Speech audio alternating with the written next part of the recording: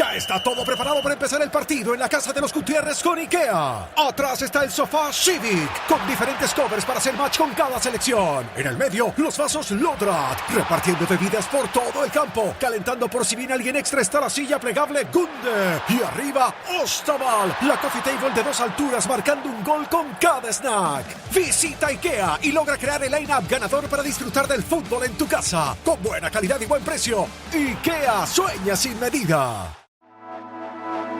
Ser podcast. Teniu 30 dies abans que el desnonament es faci efectiu. El cine en la Ser con Pepa Blanes. Ja, què collons fotem?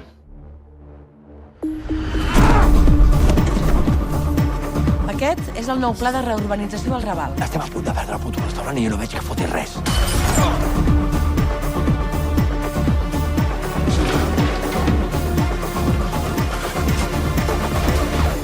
Las series. Dani Garrán, ¿qué tal? Hola, Pepa. Bueno, estamos encantados de recibir en el cine en la Ser a Paul Rodríguez y Enrique Auquer. Son el creador y uno de los protagonistas, sí, lo vamos a decir, aunque sí. ya estamos casi en mayo. Ya estamos en mayo, ¿no? Ya lo podemos decir. Una de las series del año, Rabalear, que se estrena en HBO Max. ¿Qué tal? ¿Cómo estáis? Muy bien, muy contento de estar aquí. Muy bien, muy contento también. Bueno, pues nos vimos en Berlín, donde la serie, bueno, vimos los 2 primeros capítulos de la serie, pero desde entonces aquí pues hemos hecho maratón, hemos visto la serie entera que nace de la historia de tu familia, Paul, que regentaba un restaurante de más de 100 años de historia en el Raval, el barrio de Barcelona que da nombre a la serie. Cuéntanos, ¿en qué momento consideras que hay que contar esta historia, que hay que hacer una serie sobre esto?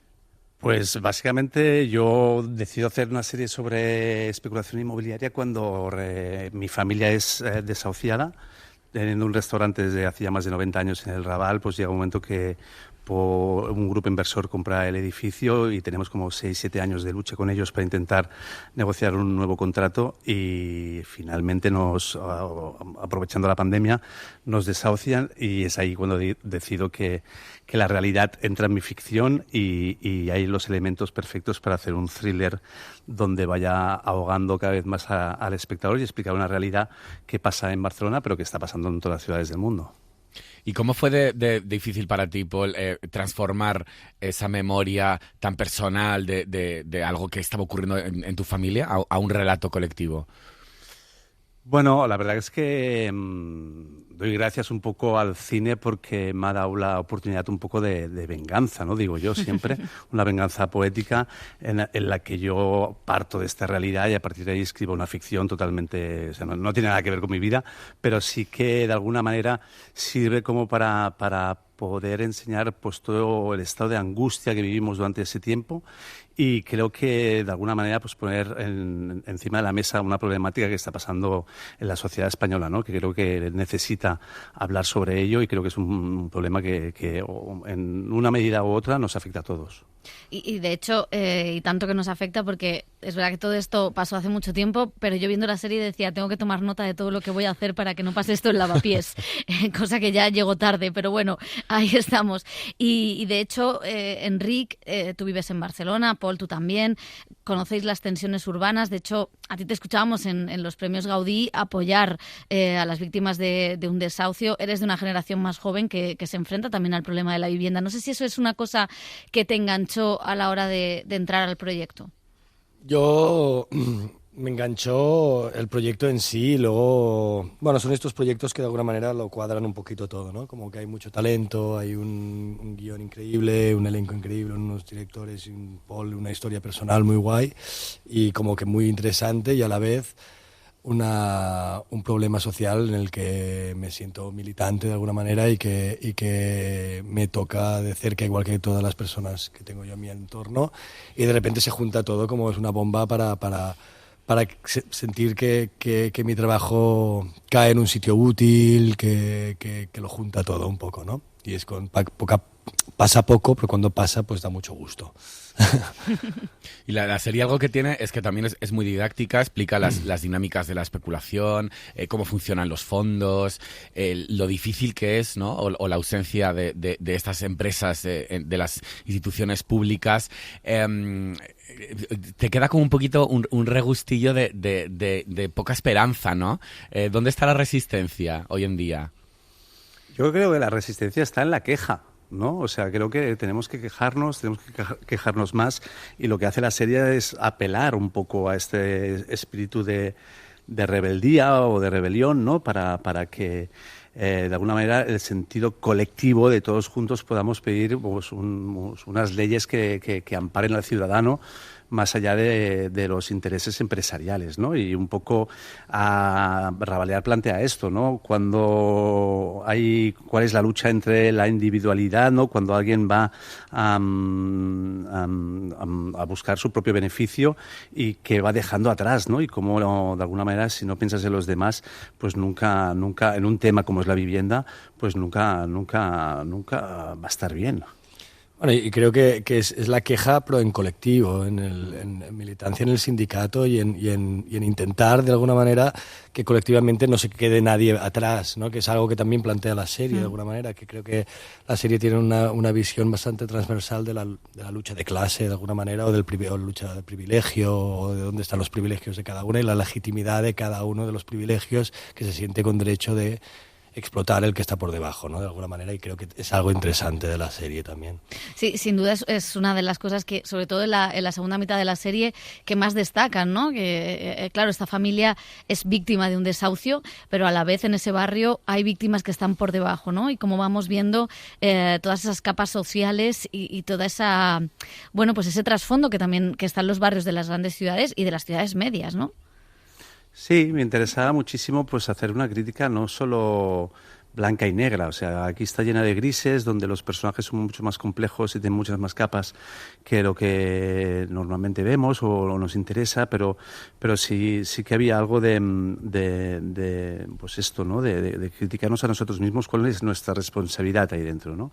Y cómo como sociedad el virus de la especulación, pues de alguna manera podemos formar parte de ello, a veces queriendo, a veces sin querer, ¿no? El típico piso de la abuela que te quedas y entonces lo pones a alquiler, pues oye, pues piensa qué manera vas a explotar eso, ¿no?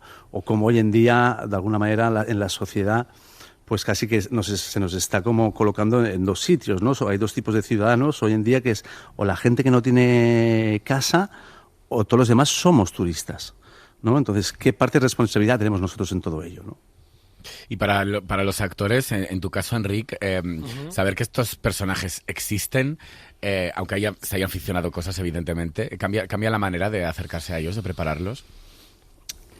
Bueno, creo que no, Paul siempre dice que a partir del minuto 17 ya no es su vida, ¿no? De alguna manera, pero yo creo que hay más de lo que parece, ¿no? De alguna manera, y Paul creo que es un director que esto le tocaba de cerca, que ha abierto el rodaje a construir como una familia, que se dice mucho, pero en este caso era como que llegaban sus padres, sus hijos, sus hermanos, sus sobrinos, y veías de qué manera les importaba y cómo les afectaba a la familia eso, y de repente era para mí fue bastante crucial eso. Y luego, cuando estás sensibilizado con todo este tema, había como que la venganza de Paul estaba un poco en todo el equipo, de decir, joder, ¿no? Tenemos que, no sé, que hay algo como que decir, no sé de qué va a servir la serie, al final, ya para el espectador o el oyente que esté escuchando esto, que tenga ganas de verla, creo que es una serie muy dinámica, muy política, muy entretenida, que si no te entra bien, luego hay un tecnazo detrás que te la mete por donde sea, y como que hay unos personajes interesantes, una dirección muy arriesgada, con unas cámaras nerviosas, con unas decisiones formales de enseñar todo el barrio, ¿no? Que se ve todo un barrio muy vivo, no sé, como que es una serie que da mucho gusto ver, y que la ves y dices, hostia, pues a lo mejor no había visto algo así, a lo mejor aquí, no sé, como que es muy guay, y yo estoy muy agradecido, y creo que es uno de mis grandes trabajos, o yo cuando me veo me siento muy orgulloso de lo que he hecho y cómo lo he explicado, y y no sé, que todo el mundo se la mire. Que todo el mundo se la mire hasta el final. Decías, Enric, hablabas de la parte formal de la serie, y es verdad que hay muchas decisiones que no habíamos visto en la ficción, en las series españolas, ¿no? Ese tono nervioso, esa cámara al hombro, pero a la vez ese retrato social, o sea, no sé si es un mix entre En Construcción y The Wire, no sé si hay algo de esto. Sí, y adrenalínico todo, Sí. porque la verdad es que sí que tiene mucho, o sea, sí que yo siento que de alguna manera cierro un círculo con los cineastas de Barcelona de hace 25 años como José Luis Guerín, que hizo En Construcción, o Joaquín Jordà. Que iban al restaurante.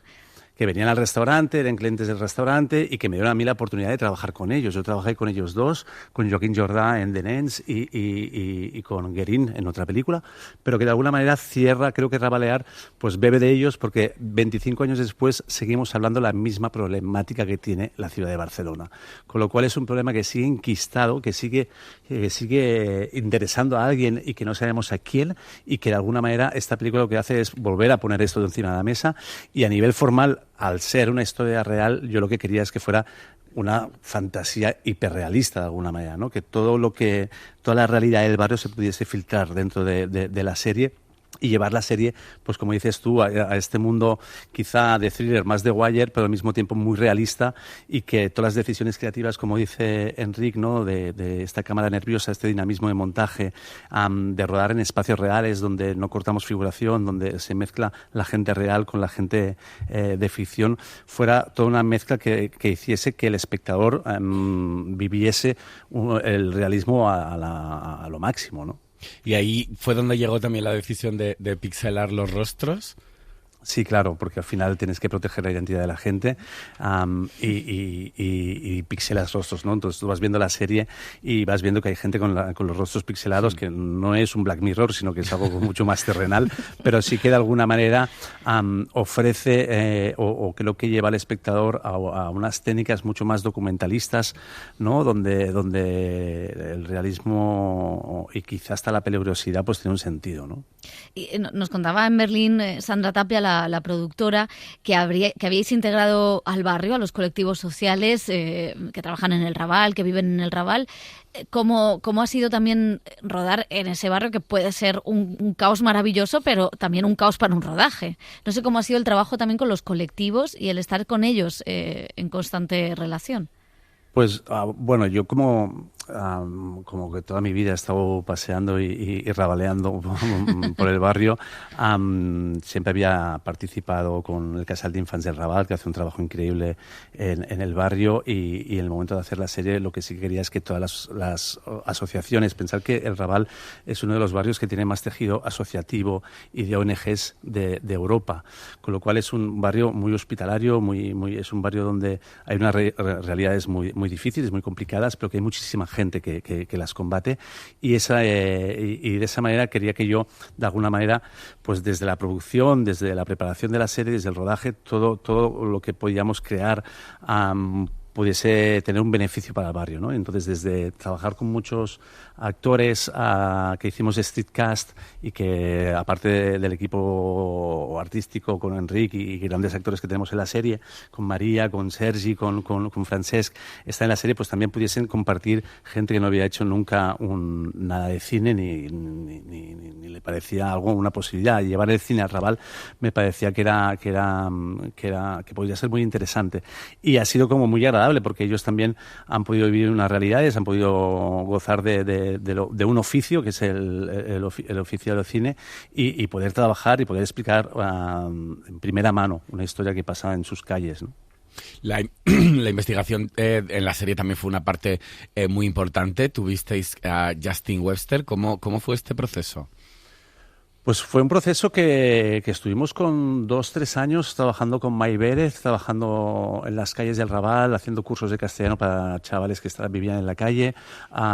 Y pues una cosa es que tú vivas o que tú conozcas muy de cerca la realidad del Raval, pero luego estás hablando de unas temáticas que son muy complejas. Entonces yo quería, de alguna manera, investigar lo máximo posible para no caer en el estereotipo de las cosas, ¿no? Y en el estigma persona, que fácilmente podemos caer. Entonces, el trabajo con los chavales de la calle, las entrevistas con activistas por la lucha por el habitaje, en la lucha contra los narcopisos. Con Justin también me aportó todo el lado de los fondos de inversión, porque él cuando era joven había trabajado para Goldman Sachs.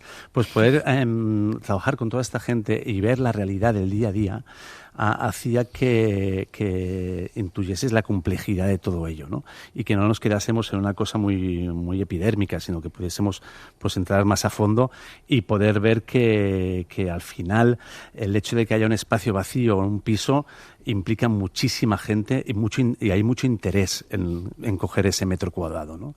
Y al final es algo como muy valuoso, que no debería ser así. No se le puede dar un valor económico a algo que es un derecho universal, ¿no? Enrique, tú antes decías que estabas muy orgulloso del curro en esta serie.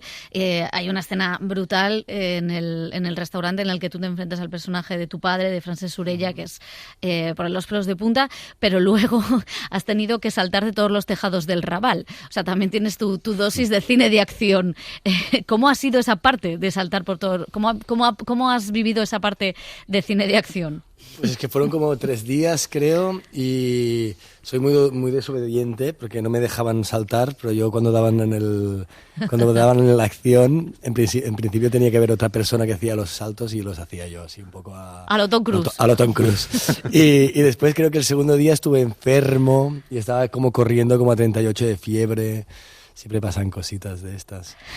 Sí, pero muy divertido. No sé. Pero la serie sí que bebe un poco de las películas de mafias, ¿no? Y yo quería que fuera también, al ya ser un género de thriller, que tuviésemos nuestras dosis de persecución, y hacer una persecución por el Raval era como muy atractivo, ¿no?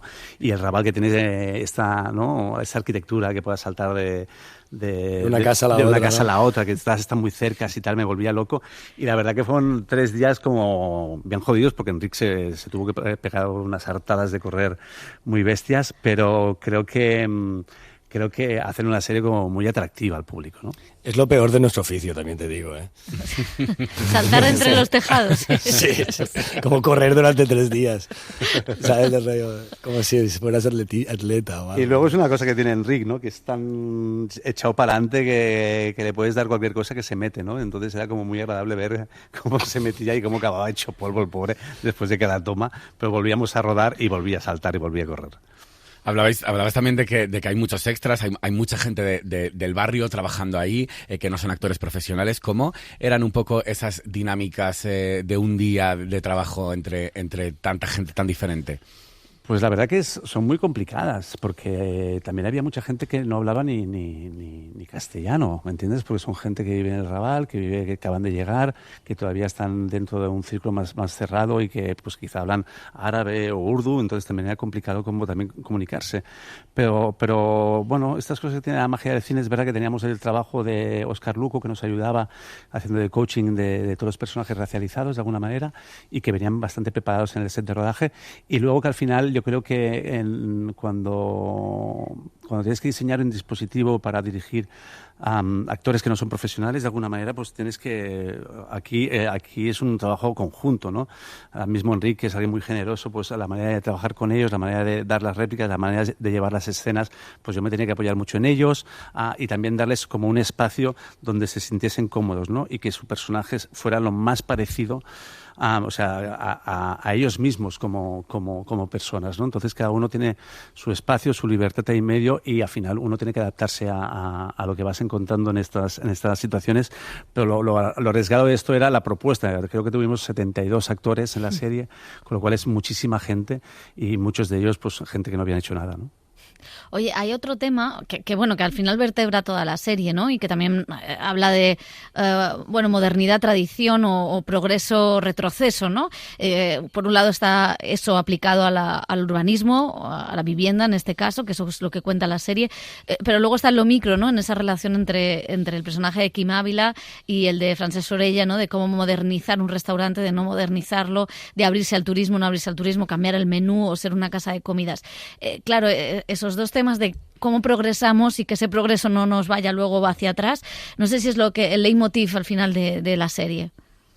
Sí, totalmente. O sea, lo que es la línea transversal de toda la serie es, pues esto, ¿no? O sea, todos entendemos bien el progreso como algo para evolucionar y tirar para adelante, pero también tenemos que darnos cuenta que a qué precio, o sea, cuánto necesitamos de progreso y cuánto necesitamos de memoria, ¿no? No puede ser que el progreso olvide quién somos y mirar un poco atrás. Y esto pasa, como bien dices tú, en la trama urbanística de una ciudad como puede ser Barcelona, pero también pasa en un restaurante donde tienes una familia con un restaurante tradicional y las nuevas generaciones, lógicamente, quieren mejorar y quieren llevarlo hacia otro sitio, ¿no?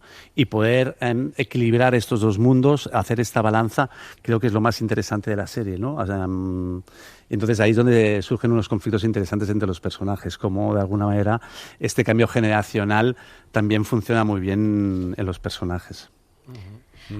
Tus padres vieron la serie en Berlín, bueno, no sé si la vieron antes, pero estaban en Berlín. No sé si de alguna manera esa venganza que movía, ¿no?, al inicio de la creación del proyecto se ha cerrado para ellos también.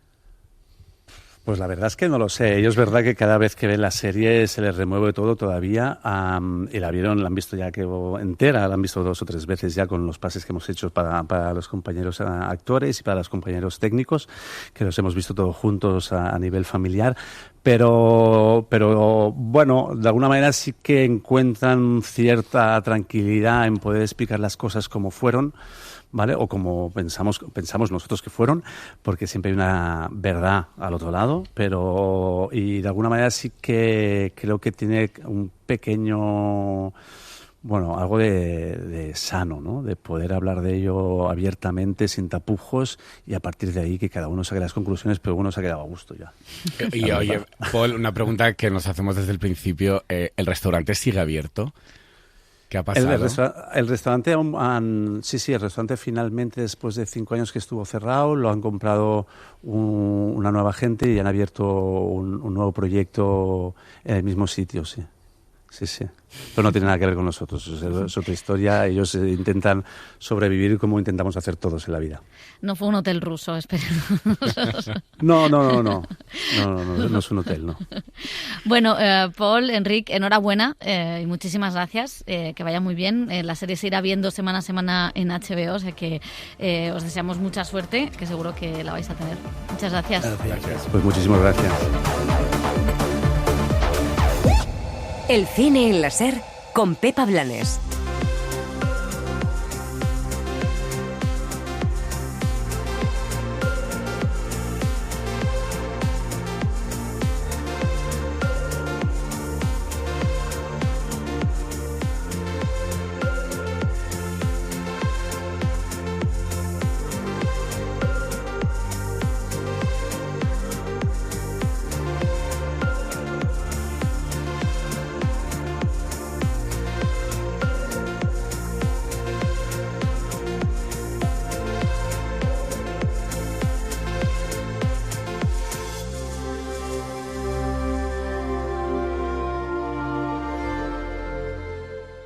Ya está todo preparado para empezar el partido en la casa de los Gutiérrez con IKEA. Atrás está el sofá Civic, con diferentes covers para hacer match con cada selección. En el medio, los vasos Lodrat, repartiendo bebidas por todo el campo. Calentando por si viene alguien extra está la silla plegable Gunde. Y arriba, Ostaval, la coffee table de 2 alturas marcando un gol con cada snack. Visita IKEA y logra crear el line-up ganador para disfrutar del fútbol en tu casa. Con buena calidad y buen precio. IKEA, sueña sin medida.